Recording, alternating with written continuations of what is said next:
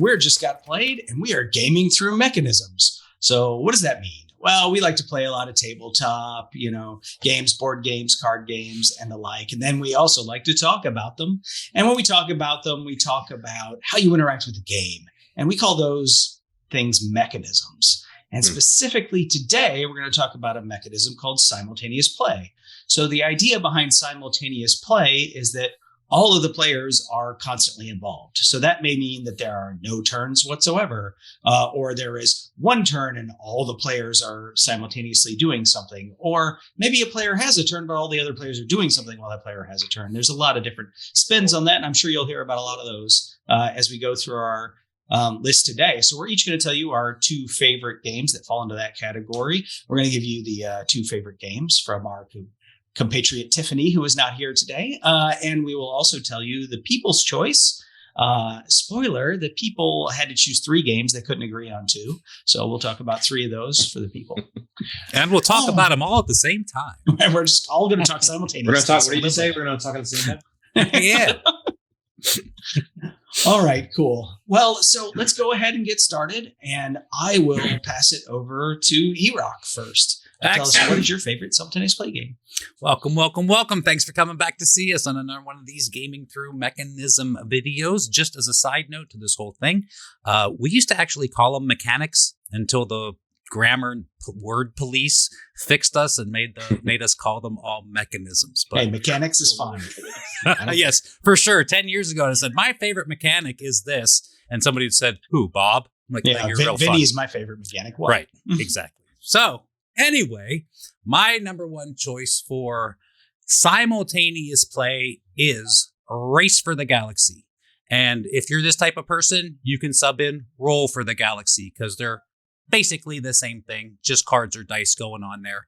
I absolutely love Race for the Galaxy. And this is almost a double simultaneous play because there's 2 parts of this game and both of them are simultaneous, which is really cool. So the very first part of this game is you have to choose what actions are going to happen this round.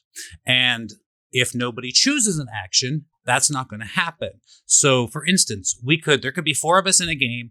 We could all choose draw cards and, I don't know, sell. And if that's all we all chose, that's all that's happened in this round. So a lot of this is trying to look around the board a little bit and try to figure out what my opponents are doing so I can kind of sneak extra actions in that way. Like if Steven's kind of a plant and sell guy, then I can pretty much count on him planting and selling every round. So I can kind of maneuver what I'm doing into that, hoping that he keeps on that formula, and then I get extra actions by setting my actions up to do his actions. I really absolutely love that part of the game. I think that's really the engine, and the whole game is really right there in the action selection part of that game. And then after we reveal everybody's choices for the actions, which again could be the same thing, might be 4 different actions, you never know. After we reveal that, then everybody basically simultaneously goes through each action. So if we're drawing cards, everybody draws cards. If we're playing, if we're playing Worlds, everybody plays Worlds at the same time. You just do your thing and you finish up and you move on to the next phase of the game. I think it's absolutely fantastic. It's an all-time classic. It's something that I've probably played more than probably any other board game. I'm probably not giving enough credit to things I played when I was young because I'm sure I racked up hundreds of plays, but I'm just saying on Board Game Arena alone, I have 400 plays of Race for the Galaxy. So I have played a lot. I absolutely love it. It is actually very fast. If you get people that know what they're doing, and especially a 2-player game, you can really knock these games out quickly because it's just, and the word race is in there because that's what it is. It's a race. It's a race to deplete the victory points or fill up your board and do it the best, most efficient way. I love it. Race for the Galaxy.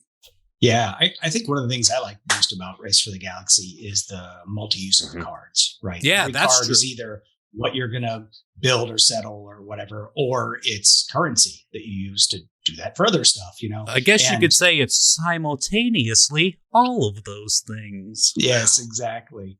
But that's different about Roll for the Galaxy. Roll for the Galaxy has a dice building mechanism though, which is cool. So they're both cool games. If I had to teach one, I would rather teach Roll, but For Race sure. is an excellent game. So yeah, that's a good pick. I mean, Race is oddly enough, it's not one of my 2 picks, but it is one of my favorite games of all time. All right, cool. So Jim Jam, what do you got for us today? I have an official 100% certified shirt. Wait, hold on. Remember the team here. Let's make sure that the judges are not on speed dial. You get 1 pick. He gave the judges shirts. Now they're all on his side. They said they're busy. They're not taking my call right now. I had to leave a voicemail, so they'll get back to me. Hopefully before the video's over. We'll see. All right, good. Yes, I'm official. I, too, like Race for the Galaxy more, but we've talked about it before, and we're trying to do something new. So I picked a different thing because there's like a million simultaneous play games. So I chose something new. Didn't need the judges for this because it was on the list. There's so many to choose from. I'm going to pick something. Let me see here. We're not over the game I have on my shelf. Something we play Mission Red Planet right here. Mission Red Planet. That is my number 1 choice for a simultaneous play because it gets the Jim Jam stamp of approval for good at any level up to 6 players. So not many games are like that are good at 6 players. This is one of them. If I have new people and I have a big group and I want them to play a game, let's play a game all together. Everybody usually like this. Is only time people don't like it is the people that don't like to be aggressive and like kill their little astronauts or whatever. But the basics of the game are you're trying to get your little astronauts up to the red planet, aka Mars. There's area control because Mars is split up and the moon of Mars is on there, Phobos or whatever it is. And you're trying to get the area control, put your people on spaceships, send them to the different areas, and then have control of the areas so you can get the little resources. There's 3 different kinds. I forgot the names now. The one is crystal. That's the lowest one. And the other 2, the orange and the pink. There you go. So you have cards in your hand. It's kind of like Carcassonne. No, not Carcassonne. There's another game where you have a bunch of cards in your hand. All right. They go from 1 to 9. Citadels? And no, not that one. The other one starts with Concordia. There you go. I always forget the name of that game. That is what I immediately thought of when I saw Mission Red Planet. But each one of your cards represents a different person that has a different power. Some people kill, some people move, some people put more on your ship. Some change the area of where the ship is going. But on each round, everybody at the same time is going to choose one of those cards to play face down.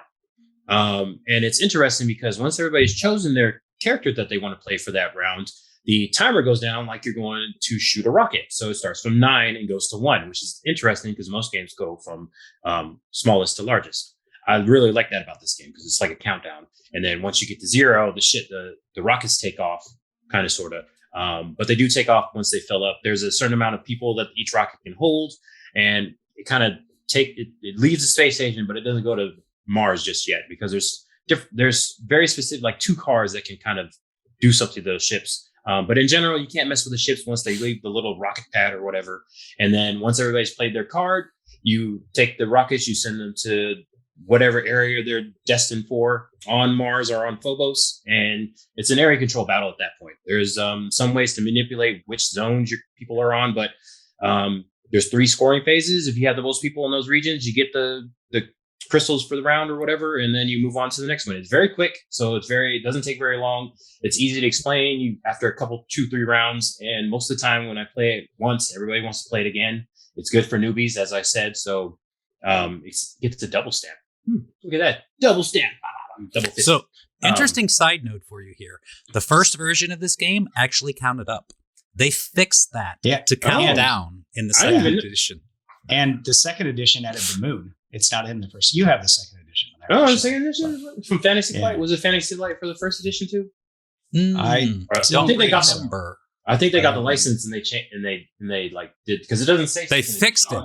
You're shooting rockets. How could you not count down to shoot rockets? Yeah, I didn't even know there was. That doesn't make any sense because that immediately hit me. I was like, oh, you're gonna count down? Okay.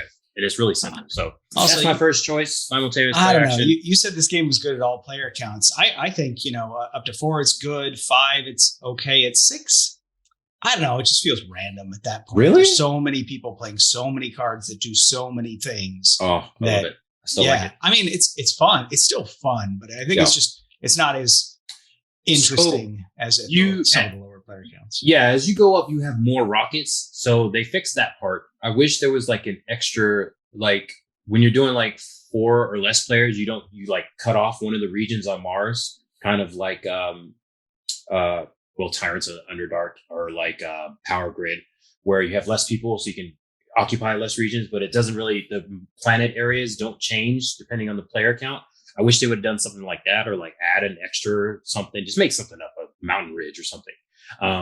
But I do like that you have more ships to choose from, more rocket ships as the player count goes up.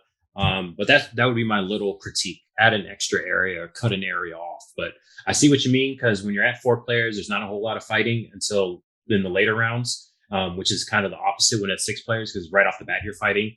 I like it because at some point, not everybody can pay attention to all the regions. You're going to have to sacrifice something to be able to control the region, because you want some kind of points. You might not get the full amount of points from the more expensive rocks, but 6 players is still pretty good to me, because you're doing a lot of fighting. There's more fighting, so I like that part. So, and not to go on forever about Mission Red Planet, but I actually counterpoint Steven. I really only play this at 6 players. So just saying, really? It is more random. I agree, but I like it as a 6-player game.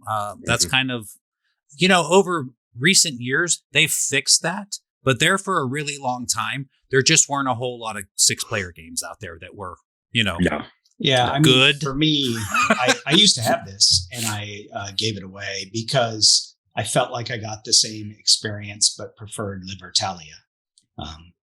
And I mentioned, when you were talking about the cards with the numbers, whatever, I mentioned Citadels because they do have the cards with the numbers, but also I think, isn't Mission Red Planet, is it Fiduti who also did Citadels? Good question. I do not remember. Anyway, it doesn't really matter. Indeed. All right, cool. Well, let's see what Lloyd has for us now then. So I didn't find that there's a million games to choose from, at least not a million games that I liked or played, or that I felt really summed up simultaneous play. Like they have like a thing that is simultaneous. I don't know. So I went with kind of an older game. It's just a simple card game. I know it as Slide 5, but everyone else might know it as Limit 6. And essentially that one is you have X amount of hills. I think it's like one more hill than the amount of players playing. I don't remember the setup. But you're dealt a hand of cards. I forget how many cards you get, but the cards have numbers from like 1 to 99 or 1 to 100. And all the cards have little, well, at least the Slide 5 one, because it's based around skiing. All the cards have little skiers on them. Some have 1 up to like, I think 5 or 6 skiers. And basically what you're doing is each round, you're choosing a card from your hand to put down. And everyone's doing it at the same time. And then everyone flips a card and reveals. And the cards don't get played in player order. They get played in a number order, starting with lowest to highest. And they're going to go whichever hill that they can go on to based on the number order. And then once you get to the 6th card in the hill, it breaks, or it's an avalanche, whatever the term they were using is. And whoever puts the 6th card on there basically has to take the 5 cards that precede it, and that's their points. And you're trying to go with golf scoring, so you don't want all those cards. So the beauty of the game is trying to read what other people are going to do and figure out when is the best time to, like, well, that hill's only got, a bunch of 1-point cards. Getting close to the end, I can probably just steal that and get 5 points versus getting the one that's got 17 points on it. So you're just trying to game the rest of the table and figure out who's going to play what in which order. Sometimes you want to play really high so that you can go dead last and hope that a bunch of the hills will break and you'll have an open spot to play your card. Sometimes you want to go really fast or really early because same reason, you want to get onto one of the last spots before all the hills are going to break. So that is my very simple game. I haven't played it in a few years, but it was kind of one of my like entryway games that I was taught, and because it's pretty quick. It comes out. You can pretty much teach it to anybody. I always like to use my mom as a gauge of what kind of games are easily accessible. And this was one that I was able to teach her. I was able to teach my mother-in-law, and I mean, pretty much everybody in the family was able to play. It's one of the few games I was able to sneak in that I could tolerate that they also could understand how to play. So that is my pick for simultaneous play. One of them anyway, which is Slide 5, Limit 6, whatever you want to call it. I think it's got a couple other names.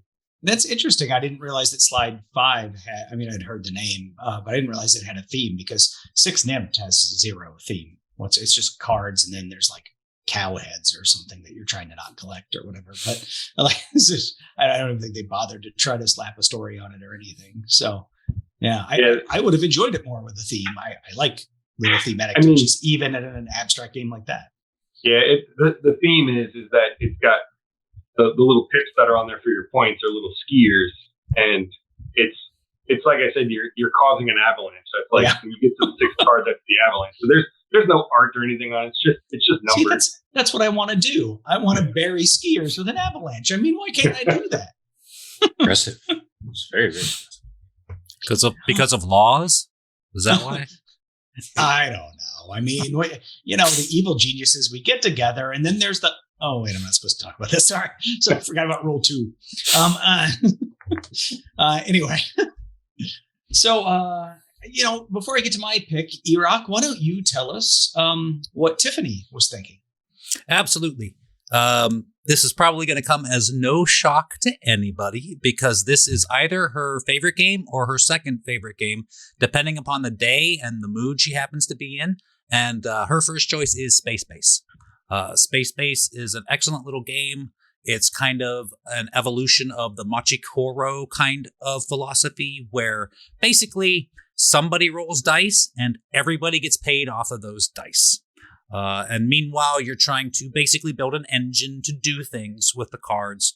On your turn, you can buy a card out of the market, which then slots into one of your cards that you already have, and that pushes that card behind the board to then pay out on other people's turns. Now, it does get slightly more complicated. There's things like you can put little cubes in spots to power things up, to do things, and there's bumpers where, like, if you roll a certain number on your board, it might bump you 1 or 2 spaces along. But that's the general gist of what's going on in Space Base. And I'll have to tell you, it's a lot easier to argue with Babe when she's not here, but this one kind of rubs me the wrong way, because it's more of a simultaneous pay, not really a simultaneous play. But it does technically fall within the category, so Space Base is her choice. I know everybody's here played Space Base, right? Yeah, I mean, this is definitely a game where it is one player's turn, and that one player is doing the thing. They're rolling the dice, they're doing the purchases, etc. And everybody else is just sort of a little bit involved. JJ, we played this on Saturday. Did you say space? Oh my God. Space Base! Space Base! They don't know what you're talking about. That video hasn't come out yet. If they weren't there in the stream. If they weren't watching it live, right? Well, that video was out there if you want to watch it.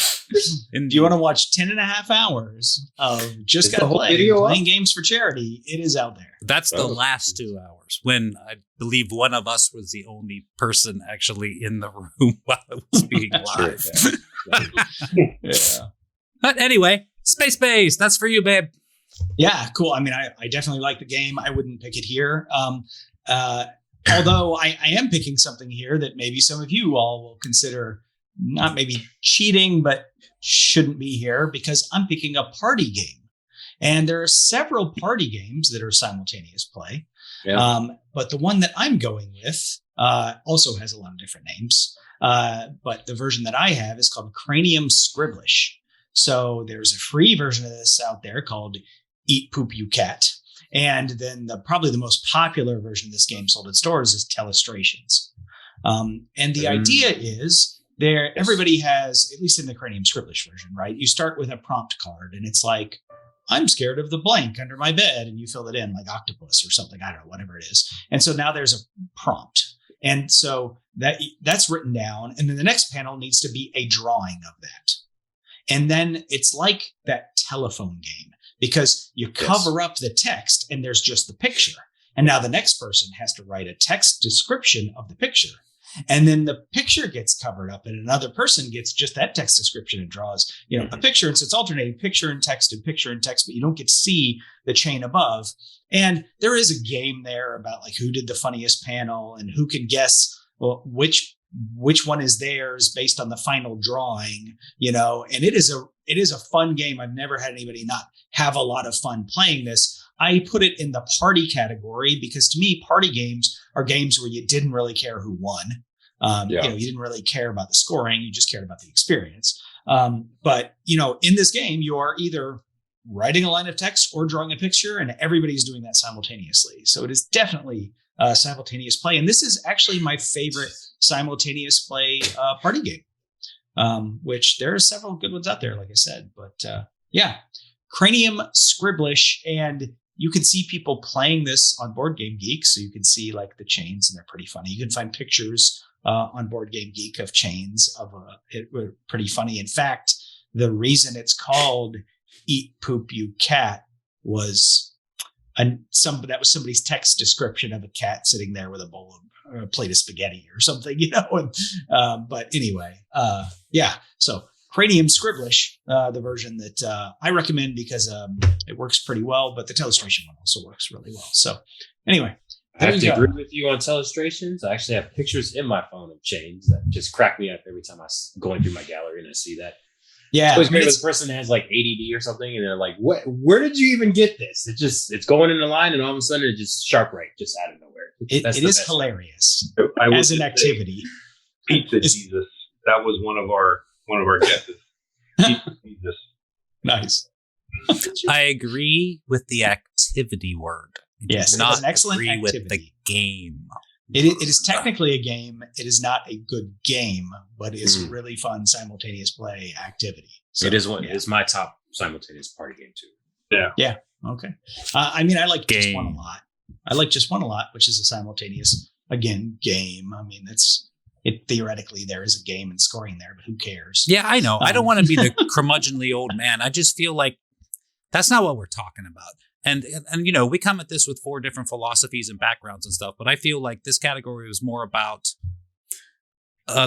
playing in a game, like a structure, about playing at the same time in that kind of a structure. And I get it. There's a structure. Party here, games and work. You're simultaneously playing. To me, this is about continuous engagement. And so because there are party games that are not continuous engagement too, right? So, and I don't know about you guys. I didn't come here to be right. I have opinions, and people need to hear them. Well, good right thing, JJ. Wrong. Good thing. That's all. You didn't expect to be right, JJ. God, I don't even expect to make sense. If you get any kind of coherent thought out of what I'm saying.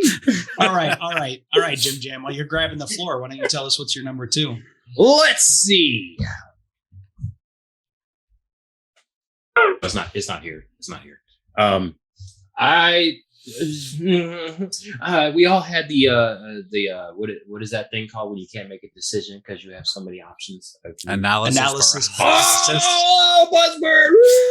Whoa!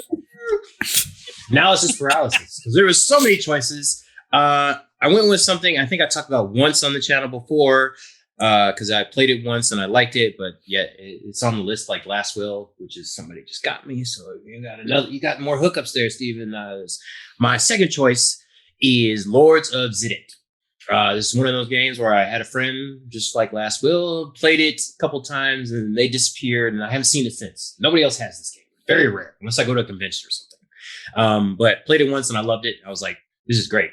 Because it's programming, Robo Rally, that type of thing. You program your turn and you hope you can go do all the actions without somebody screwing you up and you actually get nothing.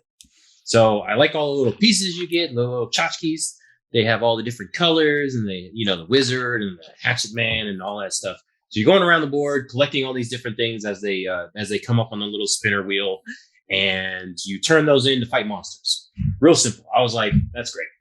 I can, drop off points in the little thing. I like all the little pieces, the dials. It's just a very pretty game. And yeah, just to put it simply, you pick up stuff, fight monsters.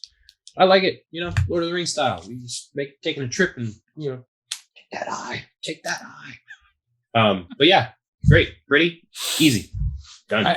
I like the game. I had a copy. I played it with my group, and I'm pretty good at reading what people are going to do. So I would look at the board and be like, well, this is what I want to do, but I know they're going to do that. They're going to do that. They're going to do that. So I'll do this. And then, so I just like crushed my group, and they were all like, this game sucks. And I'm like, all right, well, I'm never getting this to the table. If you're not winning, it's a terrible game. Exactly. That's it. If you're not winning, it sucks.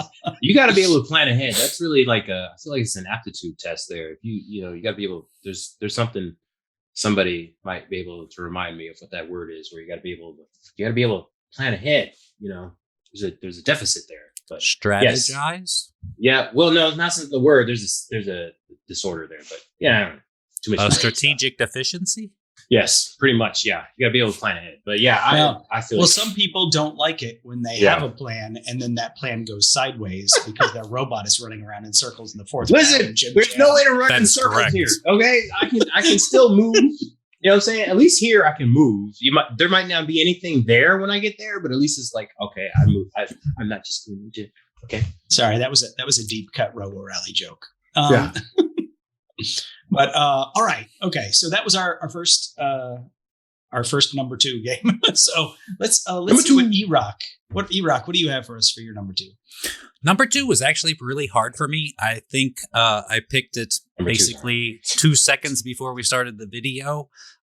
There's a lot of good options out there, but nothing really like blew itself away. Like for me, race was easy. That was an easy choice for this.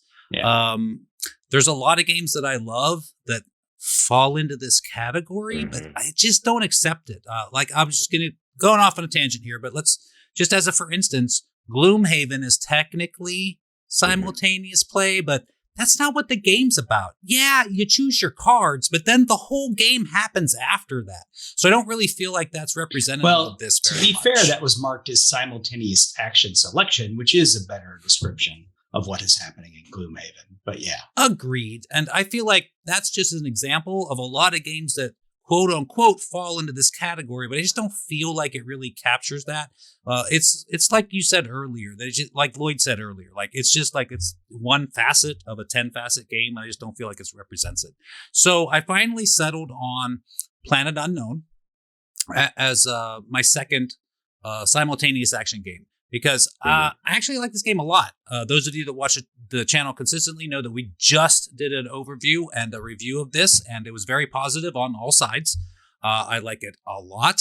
It's a simple game. It's easy to play. Basically, you have a blank planet in front of you, and you get little Tetris pieces, and you put them together and try to fill up the planet. And that's pretty much the whole game, except for a couple of minor intricacies, like whatever color you put down, you go up in that track. And every track that you go up gives you bonuses and more ways to go up on other tracks. And without getting too deep into the other 3 rules there are, that's the whole game. It's really cool.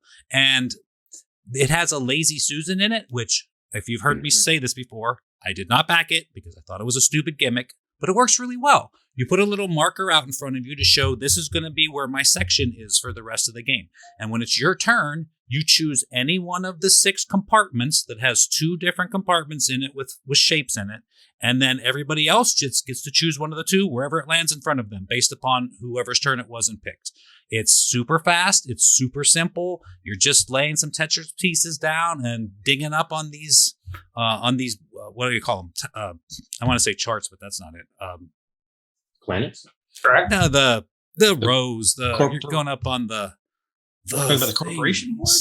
No, I'm just mean the you're dinging the colors as you go up. You're doing the technology, the bio, all that stuff. Yeah, the tracks on the corporation. The tracks. Yeah. Thank you, tracks. Yes, that's all. You're laying down Tetris pieces. You're going up on these tracks. Everybody plays at the same time. The only drag in this game at all is waiting for the first person to choose which section they want, which isn't usually that big of a weight or a big deal. And it just moves right along. And before you know it, the game's over. Your planet's almost full. And you're like, wow, that was a really good time. So that's my second choice is Planet Unknown. Yeah, that's a good choice. You could just go watch a review of it. But, it's a very simple game and we all seem to like it. And that is that really is sort of at the heart of simultaneous play. So you talked about, there are games that aren't really simultaneous play. Lloyd talked about how there are games that have some simultaneous moments in them. I just want to point out before anybody calls shenanigans on me, because For Sale is one of my favorite games of all time, but only half that game is simultaneous play. The first half of it is not. The second half is. So I didn't pick it for that reason. I agree. I didn't pick it for that reason too, because it's just not enough simultaneous play for me and my philosophical constraints when making my list. Well, the game I did pick does have multiple phases to it, but everybody does all the phases simultaneously.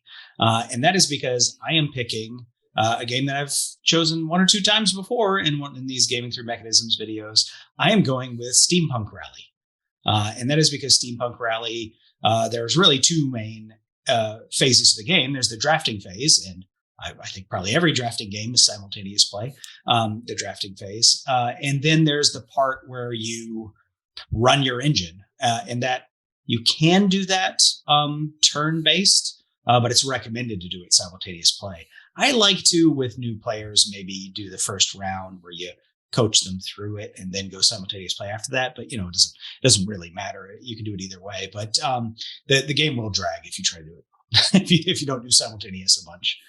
But in the game, when you're drafting those cards, every card that you draft has basically two uses. You can discard it to get dice or other resources, or you can add that to your contraption that you're running the race with. And it's got a steampunk theme. So these weird contraptions with all these bits hanging off of it really comes through, in the theme.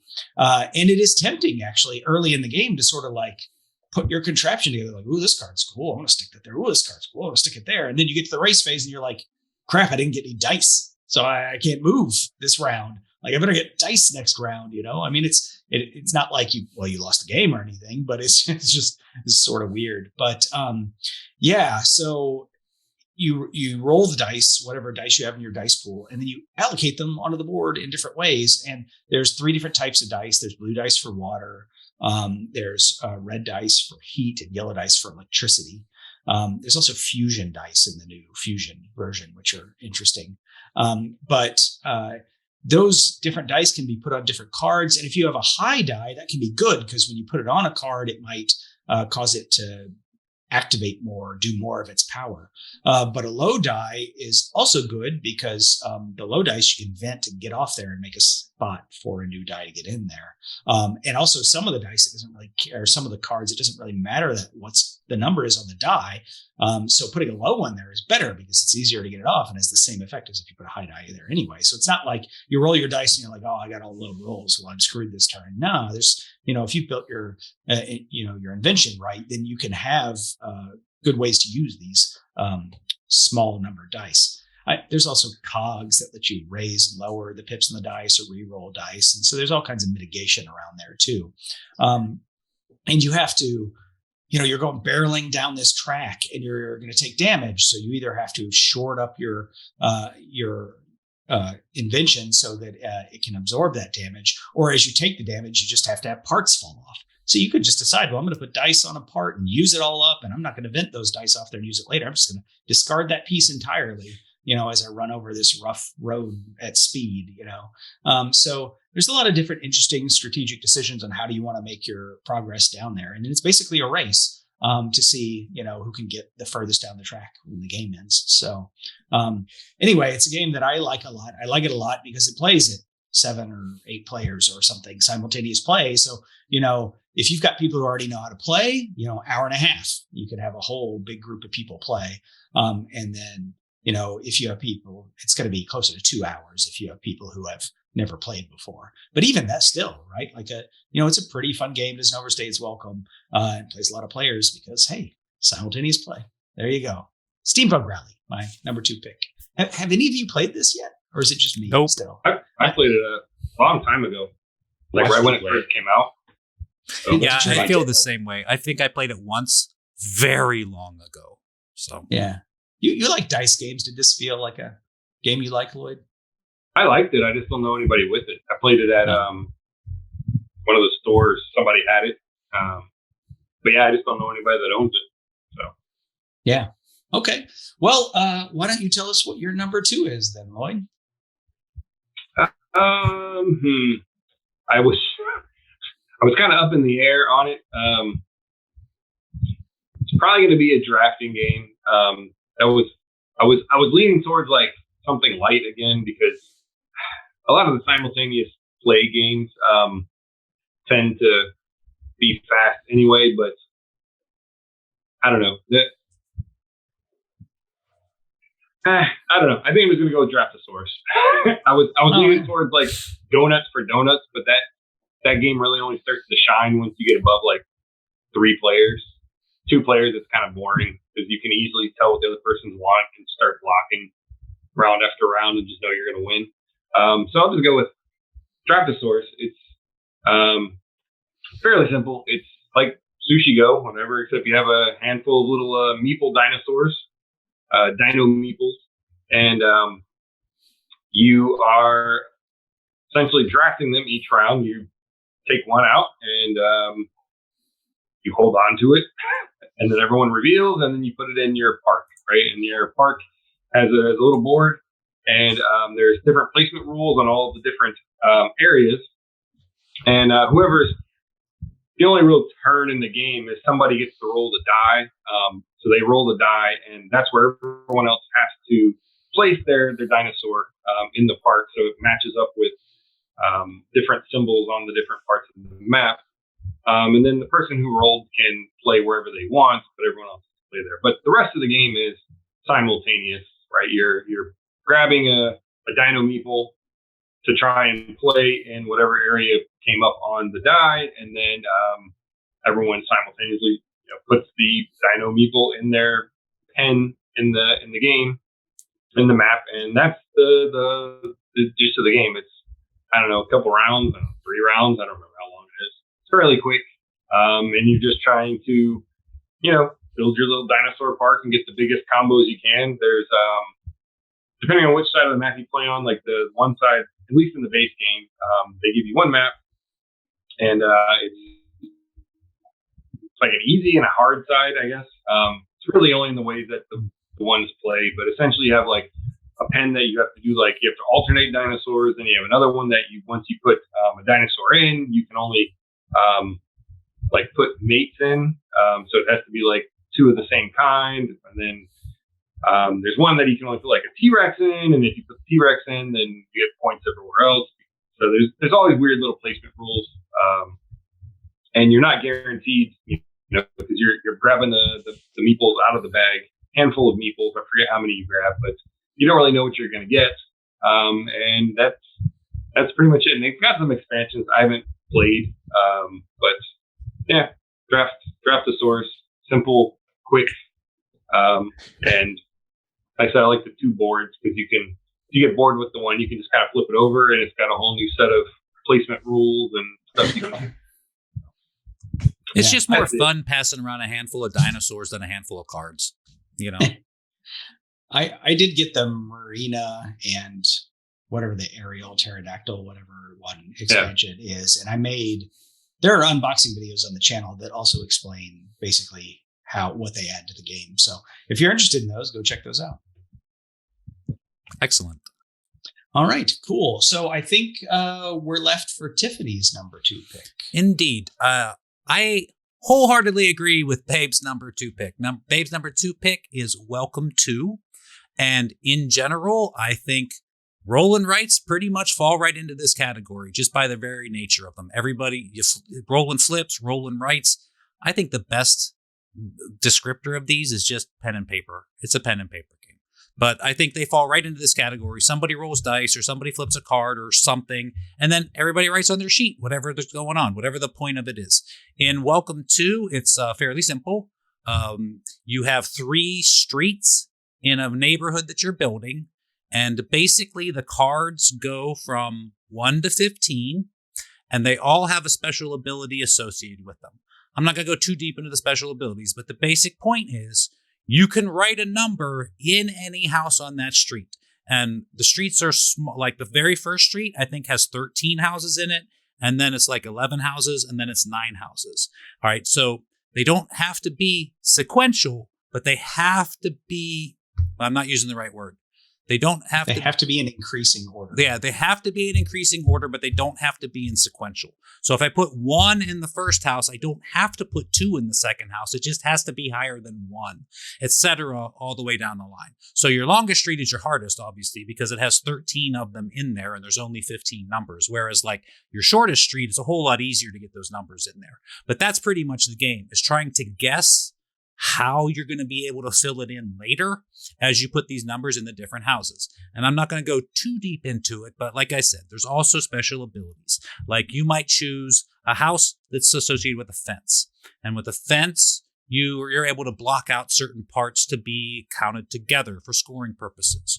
Or you might have a park, and each street has a certain number of parks. And every time you fill in a park, you get more points. So there's all these other things, little bonuses going on, but the main game is just, where do I put this number in which street, how far along, to try and be able to fill up all the streets with numbers before I'm unable to place basically 3 numbers that come out. And that's welcome too. I also think it's fantastic. This is an easy choice for Babe. I agree 100%. Yeah, and there's a lot of different thematic maps for it too, yes, that have just slight variations on the base game rules. There are a whole lot of these games that say they play up to 99 players, and those are all, simultaneous play games, obviously. Right. So yeah, if you see that on a box, you know you're getting simultaneous. And actually, that's a good point that I didn't even mention. You literally can play this with as many people as you can give a sheet to.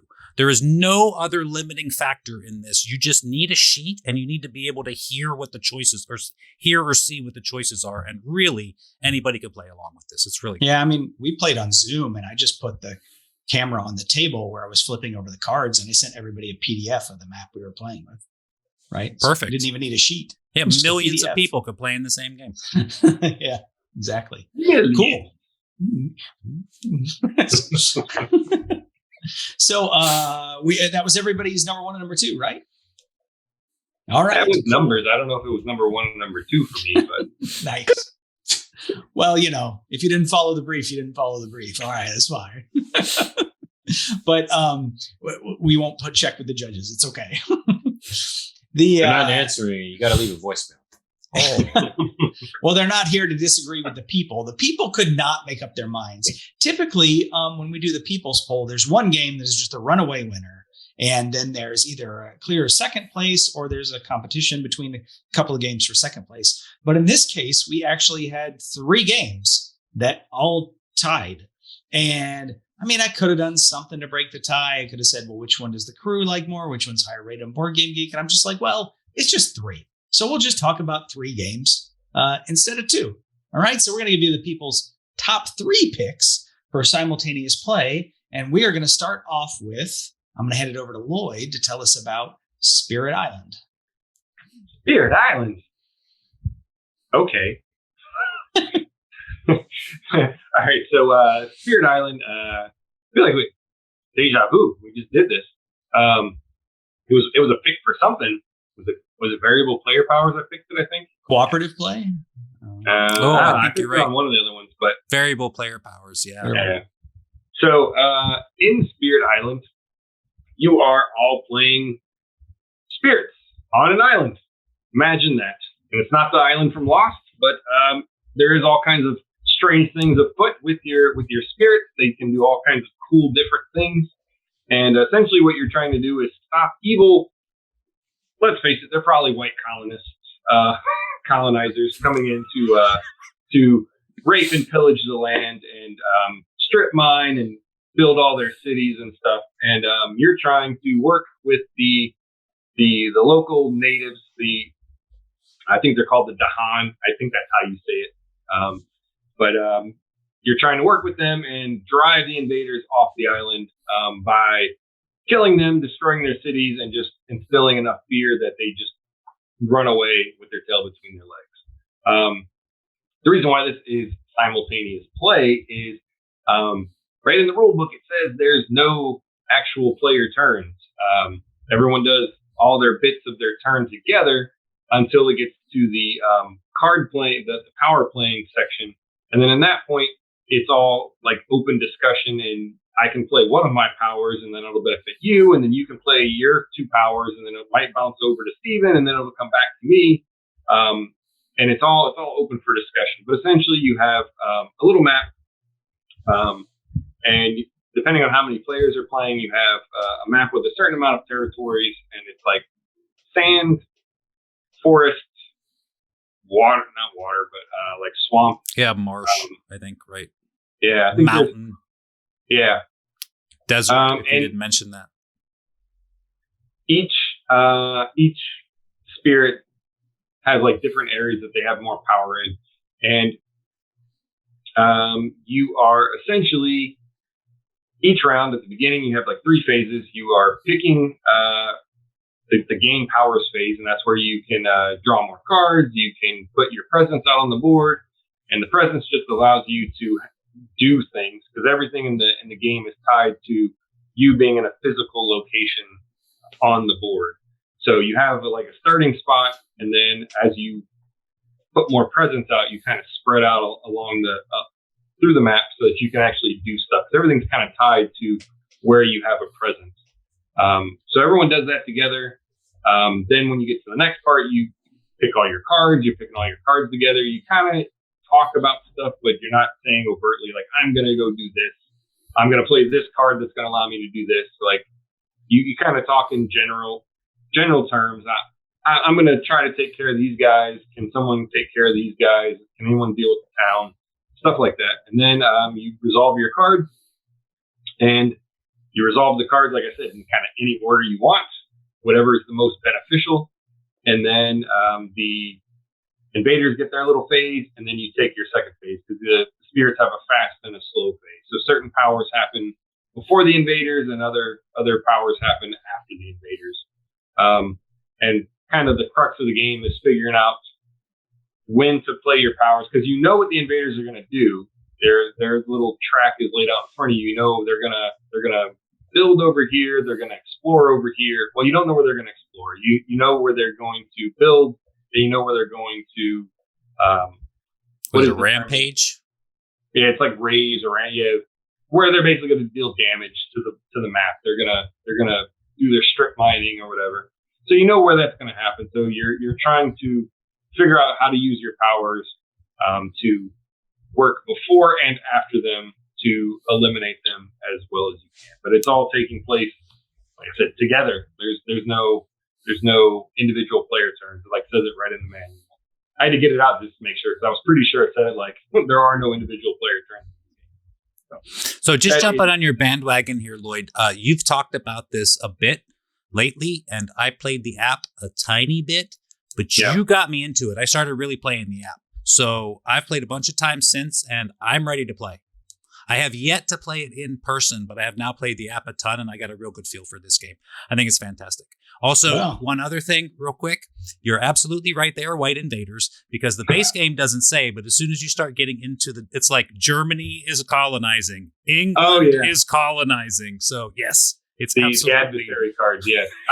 We didn't play with those at the beginning, because those are like advanced play, because they make the game even harder, and you have like a goal rather than just driving things away. But it also ups the ante on how hard they're going to come at you. So they are. You're right. It's like Britain or England and Germany. Yeah, they're definitely white people. So, sounds like you two need to get together and play this and review it for the channel. Sounds great. And also in related news, there's a new Avatar movie coming out. Indeed. Sounds like the plot of Avatar, Spirit Island. Anyway. Yeah, kind of. Except you're not a spirit. You're just a blue person. Fire, wind. I don't know. There was like that tree with the spirit of the planet. I don't know. Yeah, I guess. All right. Well, so that was one of the people's picks. For another one of the people's picks, it's a game that I mentioned earlier when Jim Jam was talking about Mission Red Planet. I mentioned that I felt that I preferred Libertalia. And so that is the people's pick. So in Libertalia, it is pirate themed, and you are going on a series of voyages. And during those voyages, you're making stops, and you're going to be claiming treasure or cursed items or other things. And the crux of the game is in the simultaneous card play. So everybody starts actually, every card in your hand is a person who has like a day or night or both sort of ability, and they're all numbered. And everybody starts with the same hand of cards, but every voyage, you won't play all of your cards. So you'll have some cards that other people didn't keep. So your hands have diverged a little bit. And then everybody will get some more cards into their hand, which are all the same for everybody. But then it'll diverge again. And then the third time it'll, more cards, and it'll diverge again. So you get this interesting, like, did he play the brawler? Am I the only person with a brawler? Wait, do they have a parrot? Because you're trying to predict who's going to play what each round so that you can sort of maximize your return on what you're taking at that stop in the voyage. So there's definitely, reading the other players. But then, once the cards are down and they're flipped over, it's sort of chaos. It's like, well, this card's going to jump in front of that card. And well, this card's going to get a big bonus, but it didn't because this card knocked it out first, And so it's, it gets pretty chaotic again when you play up to 6 players, because this one plays up to 6 players as well. But it is a good time. I see why the people picked it. It is fast, and everybody is involved all the time in what is going on. So there are 2 versions of this. There's the older, strictly pirate version. There is the new printing from Stonemaier Games, which is like Sky Pirates. It's sort of a fantasy thing. And it has some other differences from the game, some more variability and some things like that. But I had both versions of the game, and I think they're both good. I like Libertalia. So I'm glad the people picked it. And all right, are we ready to bring it home, Erock, with the people's third pick? Let's bring it home. All right, why don't you bring it home with the Resistance? Absolutely. So I'm sure I've talked about the Resistance somewhere along the way because I love the Resistance. It's been probably years at this point since I've played the Resistance, but there was a time when we played this every game night. Every game night, we started with the Resistance, we ended with the Resistance, we played at least one round of the Resistance somewhere along the way. I love it. It's absolutely fantastic. This is kind of the granddaddy of your social deduction games because the base concepts, now they have more stuff. Like they came out with Resistance Avalon, and that has Merlin in it, but now they put Merlin in the Resistance also. But the version I have doesn't have any of that. It's just the base Resistance, which is basically some of you are good people, some of you are good guys, some of you are bad guys. The bad guys are trying to sabotage the missions. You got to figure out who the bad guys are. And that's the whole game right there. Aside from 45 minutes of yelling at each other, that's the whole game right there, right? And then whoever wins the most missions wins the game. So, if you didn't sabotage enough, good guys win. If you sabotage enough times, bad guys win. So the trick is really trying to figure out who to put on these teams to go, whether you're a good guy or a bad guy, to get the bad guys to be able to sabotage it without being found out too soon who those bad guys are, or they'll never get chosen to go on a mission again. All right. Like I said, Granddaddy Social Deduction, I absolutely love it. It's been a long time since I played, but we've played a ton of this. And this is one of those games where you develop a meta. So if you play with the same group like we did once or twice a night, every time we got together, then you start getting that meta going where it's like, man, Steve's always the bad guy. He's got to be the bad guy. He's always the bad guy. And you just have that mindset, or, Babe screwed me over 3 times in a row. She's just going to screw me over again here. And it doesn't necessarily have anything to do with the current game you're at, but you harbor all these jealousies and these, nasty feelings and stuff from game to game. You're like, I remember when you did that. You're lying to me again, just like you lied to me last time. The Resistance is a lot of fun. I think there's probably better games at this point than the Resistance, but this is a really good base version of that whole thing. I'm just saying, just as a side note, if you just want to introduce somebody to social deduction, this is fantastic because it's just social deduction. That's it. I agree. Somebody's better at being a bad guy in Resistance than they are Burke's Gambit. I prefer Burke's Gambit at this point. It just has another layer inside of it. That whole layer of nobody knows who's infected. It really changes the whole dynamic up Because then you got that going on top of it. But I'm not trying to go off on a whole Burke's Gambit thing here. Yeah. I mean, this is about the Resistance. You talked about the Resistance being the granddaddy. Obviously, there was like Mafia and Werewolf before the Resistance. Agreed. And those have a problem, which is player elimination. So one of the great things about the Resistance is, well, one, it's a lot shorter than those other games. Agreed. But also, it doesn't have player elimination. I mean, you can essentially eliminate yourself by making a play that outs you as a bad guy, but you're doing that strategically because you're like, well, we're going to get our second win if I do this. So who cares if everybody knows I'm a bad guy now because we only need one more win, right? But again, that's you deciding to out yourself, right? Not just getting killed and you're out of the game. Yeah. So I greatly prefer the Resistance like 100 times over to something like Werewolf. You're right, actually. So Werewolf and Mafia would actually be the granddaddies of the genre. I just feel like this is the one that brought it into the public view. Because people played Werewolf and stuff, but it was always like... It was like a niche thing. Yeah, it's a niche thing. And what are those people doing over in the corner? Oh, they're playing Werewolf. Oh. But everybody played the Resistance because it was just simple, short, and it was fun. Yeah, and I still think if somebody is like, social deduction? I don't know what that is. I still think I would pull out the Resistance. Yeah, it's a lot better. And I liked it because over Werewolf, because the player elimination thing. Like if you get eliminated first, you're just sitting there for 2 hours. Yeah, while everybody else plays. Just in Werewolf, you're done. Like you can't talk or anything. You're dead. So that's it. You're done. Got to play Ultimate Werewolf. One night Ultimate Werewolf. One night Ultimate. Well, that was like a few years after the original Werewolf came out, and Mafia. So people were playing Mafia for years before One Night came out. Well, the Resistance was out before One Night as well, and I still like the Resistance better than One Night. Ultimate Werewolf me too. So it's awesome. One Night's even shorter. It's like 2 minutes. Done. What is? One Night Ultimate Werewolf. It's like fast. Oh, okay. Literally it's one turn. I don't know. One turn. I played it and it wasn't that fast, but all right. One turn. How much faster can you get? I don't know. There's people like debating about what information they should share or something. It's on a timer. Are you not using the timer? It's like, I don't know. He just set it at an hour. That's all. I was learning the game. So I was like, what's going on? I don't know what, at one point I was just playing dumb because I knew something, but I didn't think I should share it with people. So I was playing dumb, so that they wouldn't notice I don't know. They dealt me the hardest character to play that they had put in the deck. And I still didn't know how to play the game. And so I just played dumb. I'm like, what? I don't know. It worked. I don't know. So we're like an hour deep into this. I don't want to get too far off on this, but I do have something that I wanted to say. And that as far as simultaneous play goes. I both love and hate simultaneous play. All right. I think it's fantastic for higher player counts. It really speeds the game along. But I feel like just like party games, simultaneous play is not about winning the game. It's about doing your thing and having fun. Because I have no idea what anybody else is doing while you're playing a simultaneous game. And I don't mean people are cheating, okay? I play with generally 95% of the time I play with the same people. They have good hearts. They do not intend to cheat. But you don't know if somebody's making mistakes. You have no idea. And if somebody does this thing where it's like, well, hold on, I got to back that whole thing up.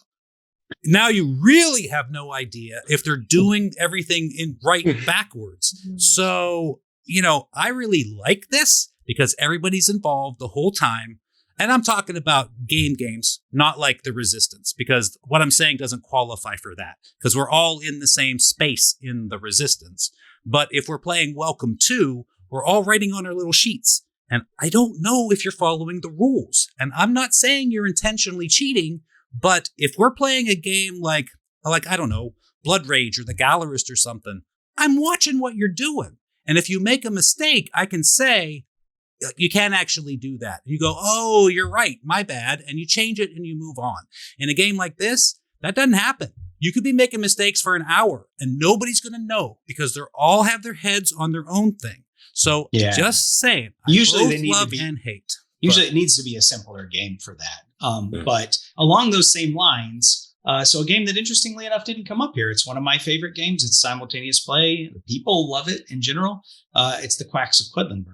Indeed. I'm surprised it wasn't on here. People love this game. The purchasing and stuff isn't necessarily, well, I guess it's simultaneous too, but like the drawing of the bag and doing stuff is all simultaneous. But I have heard people say that they hate that combination of push your luck and simultaneous play, because to them, the fun of push your luck is watching the other people push their luck, right? And in Quacks of Quedlinburg, you're not watching the other people push their luck. You're not watching them go like, yeah, you should draw. You better only stop. if you already stopped, right? If you already stopped, you do. But if you're engaged in your own thing, I agree. You're just wrapped up in your own thing. You're not really watching that, which I also agree with the people who say that's part of the fun.